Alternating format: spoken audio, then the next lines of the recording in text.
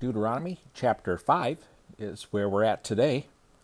Moses summoned all Israel and said to them, Israel, listen to the statutes and ordinances I am proclaiming as you hear them today.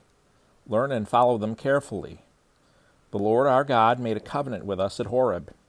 He did not make this covenant with our fathers, but with all of us who are alive here today. The Lord spoke to you face to face from the fire on the mountain. At that time, I was standing between the Lord and you to report the word of the Lord to you, because you were afraid of the fire and did not go up the mountain.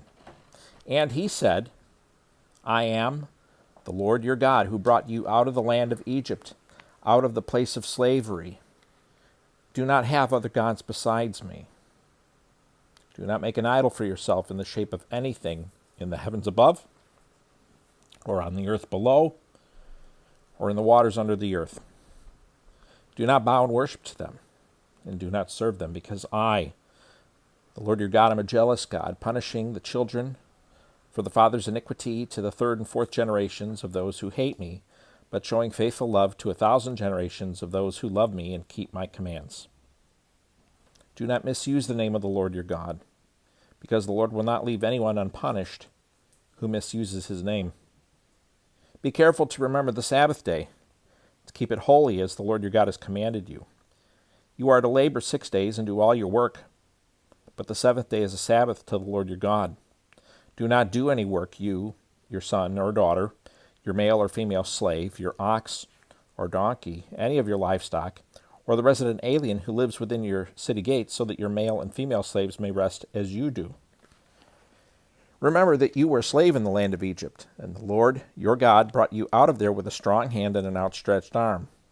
That is why the Lord your God has commanded you to keep the Sabbath day.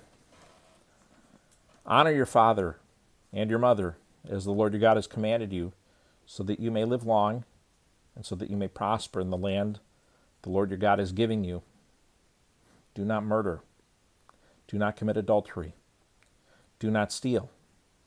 Do not give dishonest testimony against your neighbor.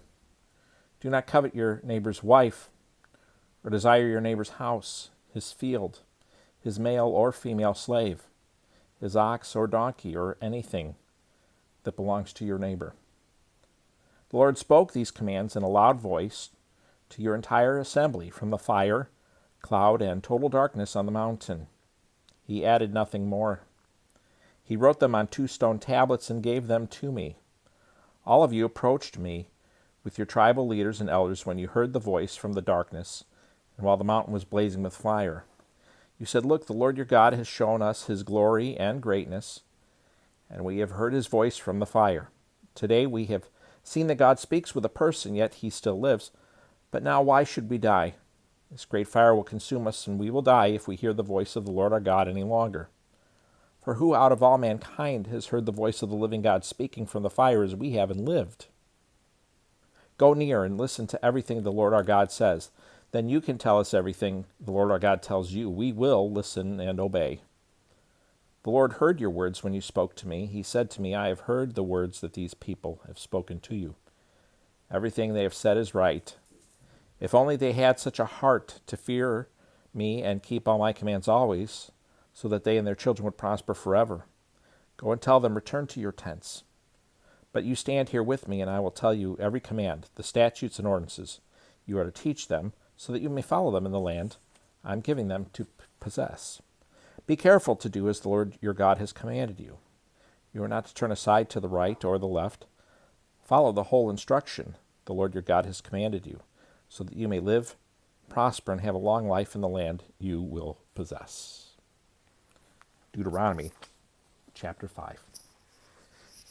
Recording these chapters is one of the highlights of my day. I really enjoy this, despite my small to non-existent audience. But any of you that are out there, I hope you enjoy these times, and that this YouTube channel is a blessing to you to make a slow progress, but definite progress through the Word of God. And as the title says, we will get it done in 3 years. And hopefully, Lord willing, first of all, that we get done with the 3 years, but then just carry on and keep doing it over and over. Perhaps switching translations. And I'd like to add more book reviews and eventually add some thoughts and comments on things. But again, thank you for watching. I appreciate every one of you that does. And I just pray that this blesses you and those whom the Lord has appointed at some time to find this channel also. Take care.